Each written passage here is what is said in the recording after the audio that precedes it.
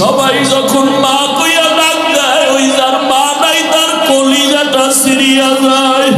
ওরে সন্তান যখন বাবা বলিয়া ডাক দেয়, তার বাবা নাই, ওর কলিজাটা ছিঁড়িয়া যায়। ওরে একদিন ঈদের নামাজ পড়ি একটা যুবক কবরের কিনারায় দাঁড়ায় দাঁড়ায় কান্না করে।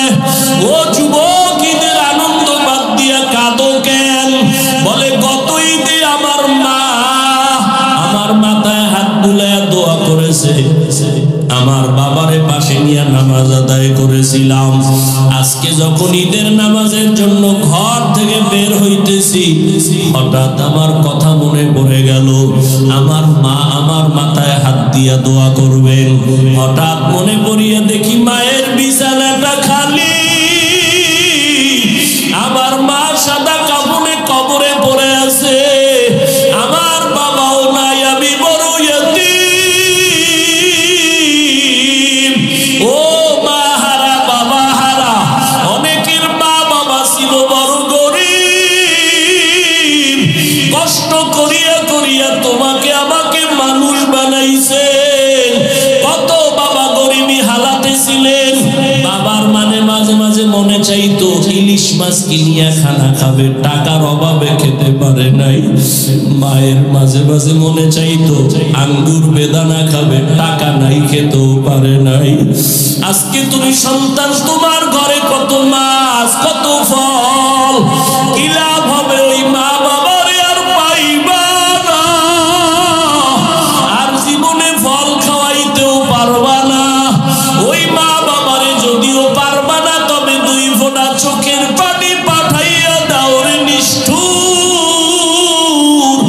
গুনাহের কারণে দিলটা পাথর, চোখে পানি নাই, দুই ফোঁটা চোখের পানি পাঠাইয়া দাও। যদি কান্না না আসে, ডানে বামে দেখো কার চোখে পানি। ওরে কান্নাওয়ালার থেকে দোয়া চাও, কান্নাওয়ালার দোয়া খালি ফেরত যাবে না। ও আমার কলিজার যুবক বাবারা, যাদের মা বাবা এখনো বেঁচে আছে, এই রত্ন হারাইস না রে বাবা। এখনো পারলে ঘরে গিয়া মাকে বলিস, মা মাথায় হাত দিয়া দোয়া করিয়া দাও। তোমার দোয়া সারা জীবনে সফলতা আসবে না। মা, ওয়াজের প্যান্ডেলে কত মানুষের কাঁদতে দেখলাম, আমার কপাল বড় খারাপ, আমার চোখে পানি নাই। গুনাহের কারণে বুঝি আল্লাহ বেজার, তুমিও আমার উপরে বেজার। আজকে তওবা করে আসছি, আর নামাজ ছাড়বো না, দাড়ি কাটবো না, বেপরদায় চলবো না, আর মুরব্বীদের সাথে বেয়াদবি করবো না। মা, তুমি আমার মাথায় হাত দিয়া দোয়া করে দাও। যদি বলতে পারো, দেখবা মায়ের চোখে পানি চলে আসবে। মা ডাক দিয়া বলবে, বাবা আয়।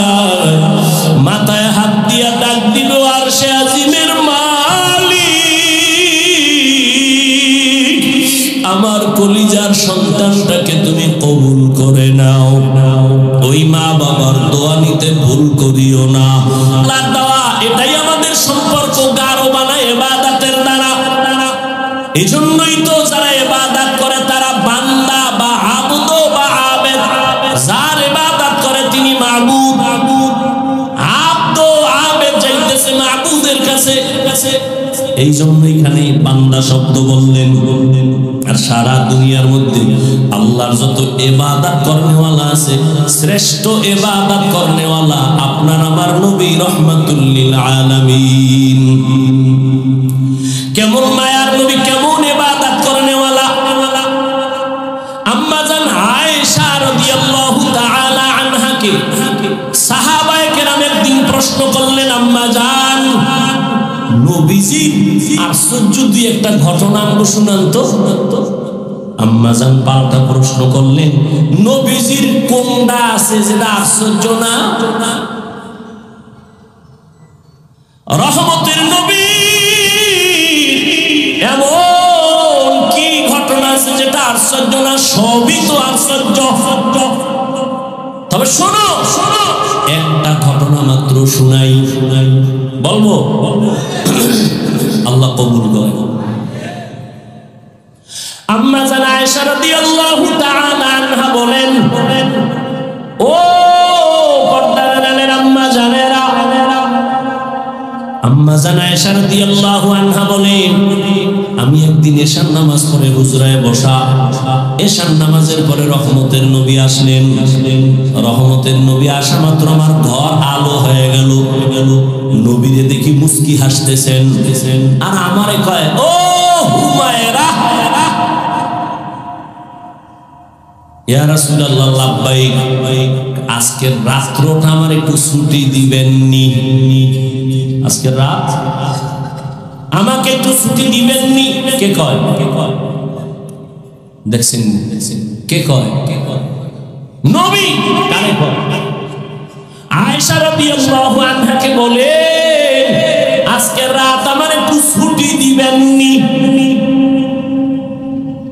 আপনারা চাননি ছুটি? হ্যাঁ, কি এর ছুটি? আউলা জাউলা তো টেলিফোন করলে বলে, এই সময় টেলিফোন কেন, খবর আছে। রহমতের নবী উম্মতের আদর্শ। আম্মা জানকে বলেন, নবী বললেন, ও হুমায়রা, আমাকে আজকে রাতে ছুটি দিবেননি? আম্মা জান কয়, ভাবতেছিলাম নবী বোধহয় অন্য কোন বিবির ঘরে হয়তো যাবেন। আমি হাসি দিয়ে বললাম, ইয়া রাসূলুল্লাহ, সব সময় ভয়ে থাকি, আমার বয়স কম, কখন জানি না অজান্তে বেয়াদবি হয়, আপনি আমার কাছে অনুমতি চাইবেন, আর আমি বলবো না, এটা কেমনে হয়? আমি মনে মনে ভাবলাম নবী বোধহয় অন্য বিবির ঘরে যাবেন। কিন্তু রাতের গভীর, আমি আয়েশা ঘুমের বাহানা করে শুয়ে বললাম, নবী বোধহয় অন্যের ঘরে যাবেন। হঠাৎ করে আমি খেয়াল করে দেখলাম, আমি ঘুমের বাহানাই আসি, নবীজিরে দেখতেছি আমার হুজুরার পাশে রহমতের নবী নামাজে দাঁড়ায় গেলেন। মায়ার নবী কারো ঘরে আর গেলেন না, রহমতের নবী নামাজে দাঁড়াইলেন। নামাজে দাঁড়াইয়া একা একা গোপনে কি যেন করেন, সূরা কেরাত শুরু করলেন, আলহামদু পড়তেছেন। আমি আয়েশা কান লাগায় শুনতেছি, নবী অঝোর দাঁড়ায় কাঁদতেছেন। কান্না করতে করতে নবীজির দাড়ি মুবারক বেয়ে চোখের পানিগুলো পড়তেছে, নবীর কান্না। আলহামদু সূরাটা শেষ, এরপরে নবী সূরা বাকারা শুরু করলেন। ভাবলাম আমার নবী বোধহয় কয়েক পৃষ্ঠা পড়া রুকুর মধ্যে যাবেন, কিন্তু না, সাহাবারা। আমি আয়েশা খেয়াল করতেছি, নবী পুরা সূরা বাকারাই শেষ করে ফেললেন। নবী পড়তেছেন আর কাঁদতেছেন, পড়তেছেন আর কাঁদতেছেন। নবীজির কান্নায় বুক ভেসে যায়, দাড়ি ভিজে ভিজে পানি পড়ে বৃষ্টির মতো। ভাবলাম নবী সূরা বাকারাটা শেষ করে রুকুর মধ্যে যাবেন, না, রহমতের নবী পরের সূরাটাও তেলাওয়াত শুরু করলেন। তেলাওয়াত চলতেছে চলতেছে, মায়ার নবীর চোখের পানির পরে দাড়ি মোবারক ভিজে যাইতেছে। নবীজি সূরা বাকারার পরে সূরাটা পড়তেছেন, মাঝখানে না সেই সূরাটা পুরাই শেষ করলেন।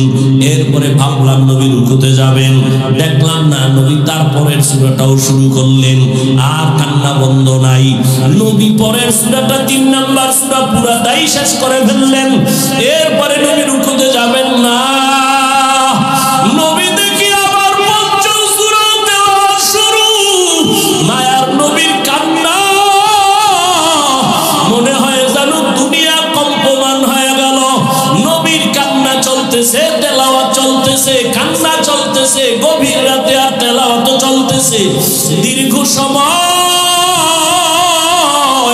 মনে হয় যেন রাত এখন শেষ হয়ে যাবে।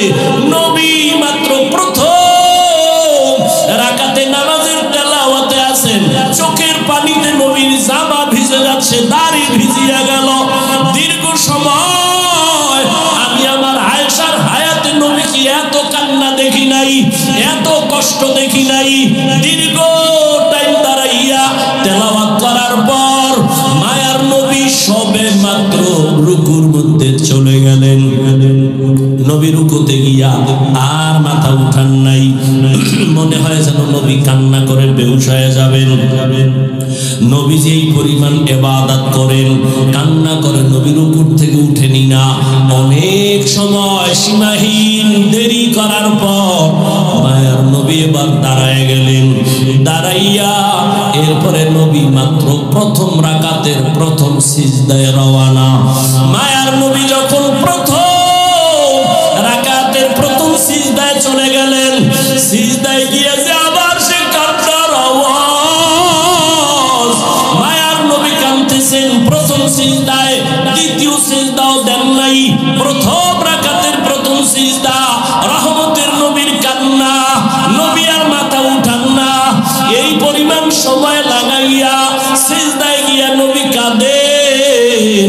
মায়ার নবী বলেন আস্তা আস্তা জিদু ইয়াসজুদু আলা কদামির রহমান। বান্দা যখন নিজের কপাল সিজদায় লুটাইয়া দেয়, আমার রব তখন কুদরতের পা বান্দার কপালের নিচে ঢুকাইয়া দেয়। মায়ার নবী সিজদায় পড়ে কাঁদেন। আম্মা জান আয়েশা বলেন আমি পর্যন্ত বেকারার হয়ে গেলাম। মনে হয় নবীর এই নামাজগুলি জীবনের শেষ, নবীর জীবনের শেষ নামাজ। নবীর সিজদার কান্না হঠাৎ করে শুনে পেছন থেকে বেলালের আওয়াজ। বেলাল ডাক দিয়ে কয় ইয়া রাসূলুল্লাহ, আমি ফজরের আযান দেওয়ার জন্য চলে আসছি, তাড়াতাড়ি আপনি প্রস্তুতি গ্রহণ করেন। আযানের সময় কাছাকাছি চলে আসছে, ফজরের সময় অতি নিকটবর্তী। আম্মা জান বলেন নবী মাত্র প্রথম রাকাতের প্রথম সিজদায় এখনো কান্না। ওদিকে বেলালের আওয়াজ। ফজরের সময় কাছাকাছি, দ্রুত রেডি হয়ে যান। আম্মা জান আয়েশা রাদিয়াল্লাহু আনহা বলেন আমার মায়ার নবীর এই রকম আশ্চর্য হাজারো ধরনের ঘটনা। আম্মা জান একদিন বলেন ইয়া রাসূলুল্লাহ, আপনি জীবনে তো কম কষ্ট করলেন না, আপনার জীবন মনে হয় দুঃখে দুঃখে গেল। তবে আমি আয়েশা জানতে চাই আপনার জীবনের বেশি দুঃখের ঘটনা কোনটা? বলা মাত্র নবী হাউ মাউ করে কান্না শুরু করলেন আর বলেন ও আয়েশা, তায়েফের ময়দানের ঘটনা আমার বড় হৃদয় বিদারক, আমি সহ্য করতে পারি না। তায়েফের ময়দানে আমি গেলাম, এদিকে আমার বাবাও নাই মাও নাই, আমি বড় ইয়তীম। সন্তান বিপদে পড়লে বাবারে টেলিফোন করে, বাবা কই আছো, আসো আমার উপরে বিপদ চলে। মা থাকলে টেলিফোন করে বলে মা একটু দোয়া করিও। মায়ার নবী বলেন আমি বাবা বলিয়া জীবনে ডাক দিতে পারি নাই। 6 বছরে মা হারা আমি মুহাম্মদ, 8 বছরে আমার দাদাকেও আমি হারায় ফেললাম। আমার এত কষ্ট, আমার জীবনটা কষ্টে কাটিয়ে গেল। আমাকে একদিন না 2 দিন না 3 বছর পর্যন্ত শিয়াবে আবু তালিবে আমাকে গৃহবন্দী করে রাখলো। চতুর্দিকের পাহাড় মাঝখানে আমাদের আটকাইলো, পানি দেয় না, খানা দেয় না। আমি রহমতের নবী গাছের পাতাগুলো ছিঁড়ে ছিঁড়ে চাবাইয়া চাবাইয়া খাইয়া আমার পেটের ক্ষুধা নিবারণ করছি। আমি এত কষ্টের মাঝে গেলাম তায়েফের ময়দানে দাওয়াত দেওয়ার জন্য। ওই তায়েফের পাগল কাফেরেরা ওদের বাচ্চাগুলোকে আমার পেছনে লেলিয়ে দিল। বাচ্চাগুলো পাথর হাতে নিয়ে বৃষ্টির মতো মারতে যখন শুরু করলো, একদিকে গালি দেয় আর অন্যদিকে পাথরের আঘাত। পাথর পরে পরে আমার শরীর রক্তে রঞ্জিত, রক্ত পরে আমার জুতা পর্যন্ত আটকায় গেল। আমার আল্লাহ পর্যন্ত বেজার হইয়া জিবরাইলকে পাঠায় বলে যাও তায়েফের জমিনে উল্টাইয়া সব ধ্বংস করে দাও। আমাকে এই পরিমাণ পাথর মেরে মেরে ওরা দাঁড়ায় দিল। ছাড়া কেউ আর কালেমা পড়লো না। আমি মাকেও পাইলাম না, বাবাকেও পেলাম না। এই পরিমাণ কষ্ট আমার, রক্ত মাখা অবস্থায় আমি হাঁটতে হাঁটতে মক্কার দিকে রওয়ানা। এই তায়েফের কাফের বেঈমান এই পরিমাণ আমার উপর অত্যাচার করলো, কি পরিমাণ উপহাস আর ঠাট্টা গালাগালি করলো। আমি আল্লাহর কাছে একবারও বদদোয়া করি নাই, তবে তায়েফের ঘটনা আমাকে বারবার কষ্ট দেয়, কাঁদায়। এরে নবীর উম্মতের দল, ওই নবী মেরাজ থেকে নামাজ নিয়ে আসলেন। আজকে মুসলমান দাবি করি, বান্দা দাবি করি। বান্দার জন্য মূল কাজ হলো ইবাদত। ইবাদত যারা করবে তারা আসল বান্দা, যার ইবাদত করবে তিনি হলেন আমার আসল মাবুদ। এরে বান্দা দাবি করি এখনো ইবাদতের লাইনে দুর্বল। ও কলিজার যুবক বাবারা, বৃদ্ধ বাবাজিরা, পর্দার আড়ালের মা বোনেরা, আজকে আল্লাহ সন্তান দান করেছেন, একটা আদর্শ সন্তান দুনিয়াতে রেখে যাইতে পারলেন না। স্কুলে পড়ো, কলেজে পড়ো, চাকরি করো, ব্যবসা করো, তোমার মতো কত যুবক দাড়িওয়ালা নামাজির অভাব নাই। স্কুলে পড়িয়াও নামাজ বাদ দেয় না, চাকরি করে নামাজ ছাড়ে না, ব্যবসা করে নামাজ ছাড়ে না। বলো বাবা, তুমি কেন নামাজ পড়তে পারো না? জীবনে আর কতদিন এভাবে গুনাহ করবা? আজরাইল ধাক্কা দিলে আর থাকতে পারবা না। এরে পর্দার আড়ালের আম্মা জানেরা, বোনেরা, আপনার মতো কত মা এখনো আছে পর্দা করে, স্বামীর মাল হেফাজত করে, মোবাইলে সময় নষ্ট করে না, আল্লাহর মোহাব্বত নিয়ে স্বামীর মাল হেফাজত করে। আপনি কেন পারবেন না? একটা আদর্শ সন্তানের মা হইয়া কবরে যান।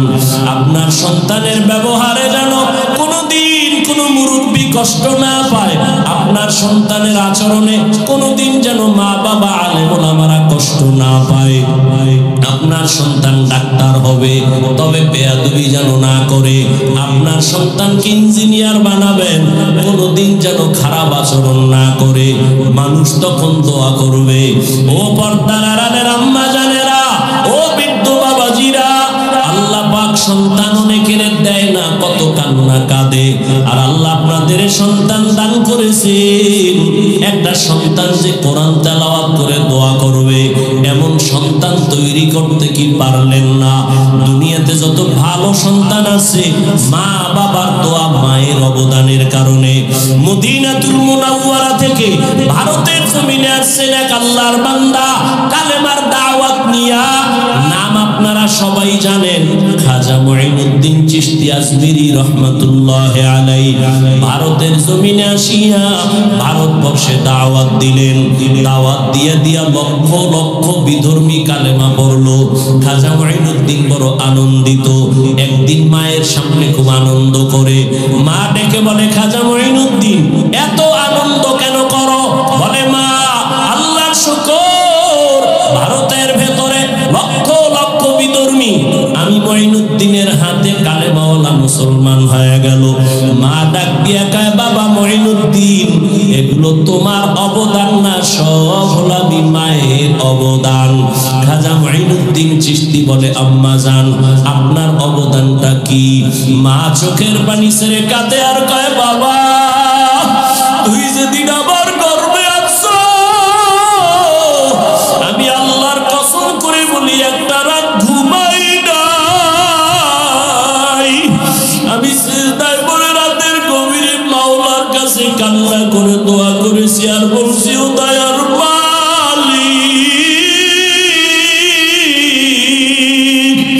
আমার গর্বের সন্তানটাকে তুমি তোমার বলি বানাইয়া পাঠাইয়া দিও। এক রাত কান্না বন্ধ করি নাই। ও বাবা মুঈনুদ্দিন, দুনিয়াতে আসার পর আমি মা তোরে যতদিন বুকের দুধ পান করাইছি, আল্লাহর কসম একটা ফোঁটা দুধ আমি তোর মুখের বিনা ওযুতে দেই নাই। আমি ওযু সহকারে তোর মুখে দুধ দিয়েছি। বাবা আমার অবদান আর চোখের পানি না থাকলে তুমি কামিয়াব হতে পারতা না। ও আমার আদর্শ নগরের যুবক বাবারা, পায়ে হাত রেখে বলছি, রে বাবা, ওই মা বাবা যারা এখনো বেঁচে আছে, দোয়া দাও। আল্লাহর কসম